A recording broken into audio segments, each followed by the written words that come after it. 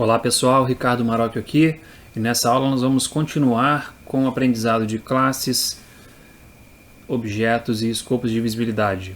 Nós vamos continuar da aula passada, em que construímos a classe produto com 3 membros públicos e um privado.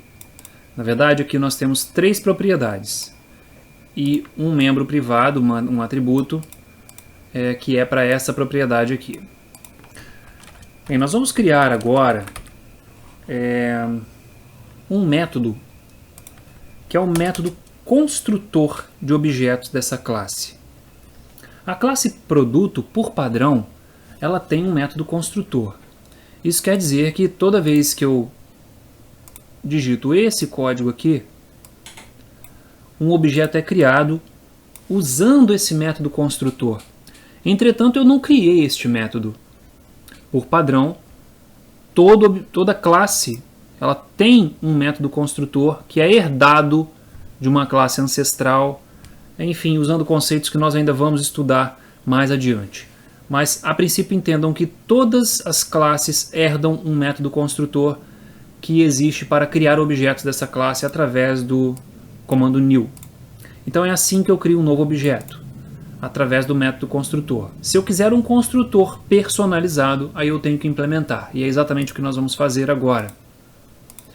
Eu vou aqui na classe produto e vou dizer o seguinte: public produto.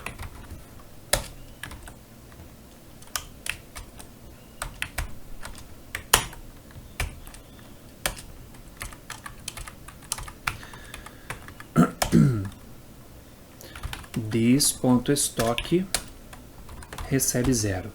Então, veja bem o que nós fizemos aqui. Nós criamos um método construtor.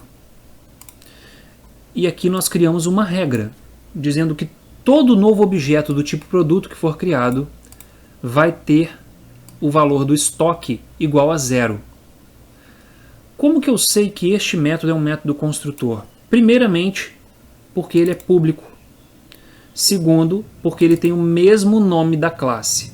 A minha classe se chama produto e meu método se chama produto. E ele não possui tipo de retorno. Essas são as 3 características de um método construtor. Ter o mesmo nome da classe, não possui tipo de retorno e é público. E dentro deste método construtor, eu estou dizendo que todo novo objeto vai ter estoque 0. Eu poderia ter um segundo construtor, public, produto, mas que dessa vez aceitasse como parâmetros um nome e um preço. E aí aqui dentro eu faria o seguinte: this.nome recebe o que veio no parâmetro nome. This.preço recebe o que veio no parâmetro preço. E this.estoque recebe 0. Bem, você deve estar se perguntando que palavra é essa, this, que eu estou usando aqui nos 2 métodos construtores. Essa palavra representa o objeto que está sendo criado neste momento. Então, vamos voltar aqui ao código main. Quando eu estou executando essa linha de código, lá dentro do método construtor que eu criei, que agora eu tenho um método construtor para produto, o this vai ser o P1. Se eu fizer aqui o seguinte, olha, produto, P2 recebe new produto, só que dessa vez eu vou usar a segunda versão do meu construtor. Vou passar aqui, ó, o nome vai ser laranja e o preço vai ser 4,75. Dessa forma, eu estou usando a segunda versão do meu construtor. Laranja está entrando como parâmetro nome e 4,75 está entrando como parâmetro preço. Vamos visualizar aqui. Ó, o nome está entrando laranja e o preço está entrando 4,75. Portanto, nome laranja vai ser atribuído aqui à propriedade nome Preço vai ser atribuído à propriedade preço, e o meu estoque, que não está vindo de lugar nenhum, está sendo inicializado com 0. E this aqui no caso é o P2. P2. Se eu tiver aqui um terceiro produto,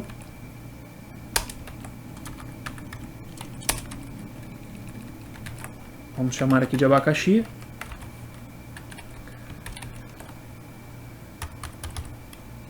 Não pode ser vírgula aqui, é ponto. Pronto. Então eu tenho aqui um P3. Se eu tiver esse terceiro produto, quando eu executar essa linha de código, o this do construtor vai ser o P3. Então o this é sempre o objeto que está sendo criado.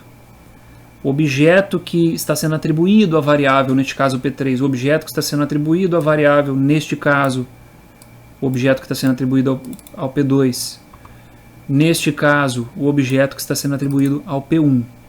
Então, this sempre representa o objeto que está sendo criado. Ok? Vamos seguir aqui então. Eu vou continuar aqui a construção da minha classe. Vou criar um método aqui, public int vender, onde eu vou passar a quantidade. E agora é o seguinte, ó. O vender vai fazer o seguinte: se o estoque menos essa quantidade aí que eu estou querendo vender for maior ou igual a 0, ou seja, se tem produto em estoque para ser vendido para atender a essa quantidade aqui, o que eu faço? Eu simplesmente dou baixa no estoque como se tivesse sido vendido. Pronto, dei baixa no estoque. E vou retornar como resultado do método, vou retornar o estoque restante. Somente para saber quanto que sobrou no meu estoque. Então toda vez que eu vender, eu vendo uma quantidade daquele produto e tenho como retorno o tanto que permaneceu no estoque. Agora eu vou fazer o método comprar. Public int comprar int quantidade. Agora o estoque vai crescer. E eu vou retornar o novo valor do estoque. This.stock.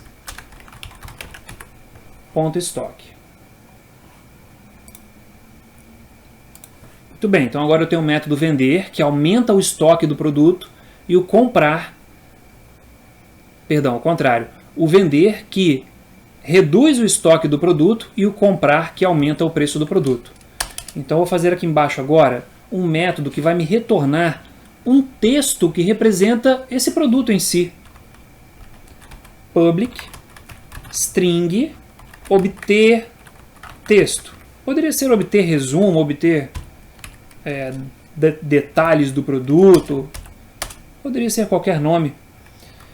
Eu vou usar aqui um tipo que a gente ainda não conhece, que é o string builder. Recebe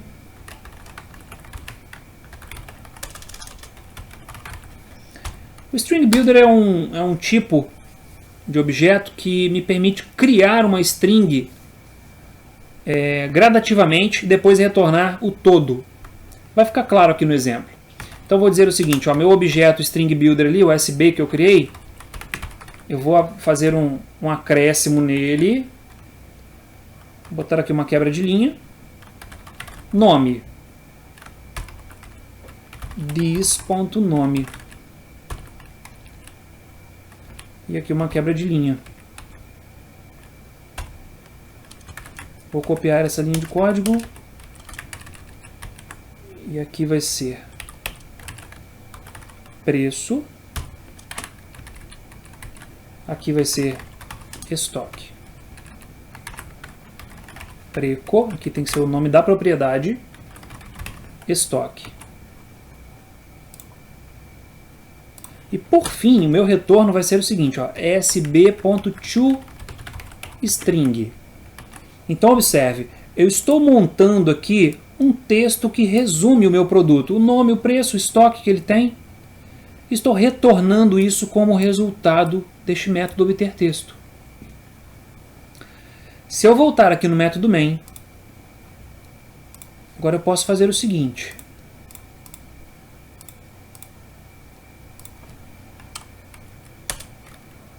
console.writeLine p1.obter texto.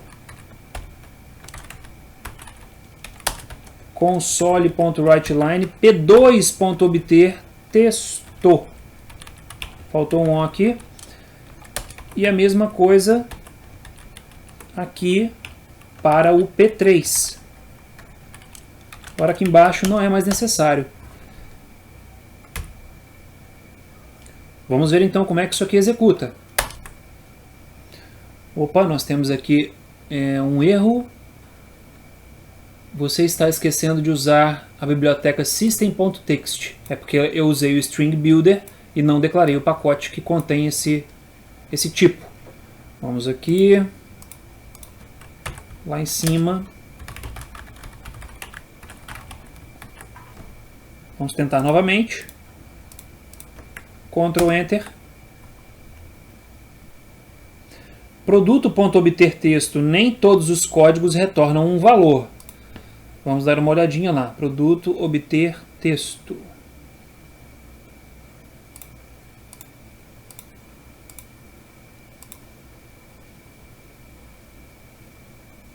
Obter texto.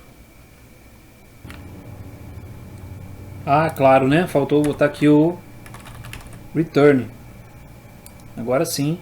Return sb.toString. Vamos ver lá agora.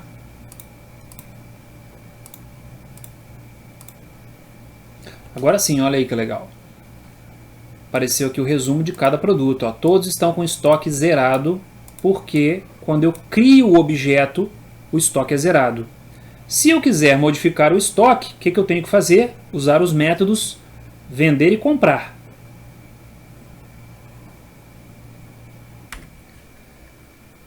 E é justamente isso que eu vou fazer agora. Vou colocar aqui p1.comprar 20. Vou comprar 20 bananas. p2.comprar laranja. Vamos comprar 100 laranjas.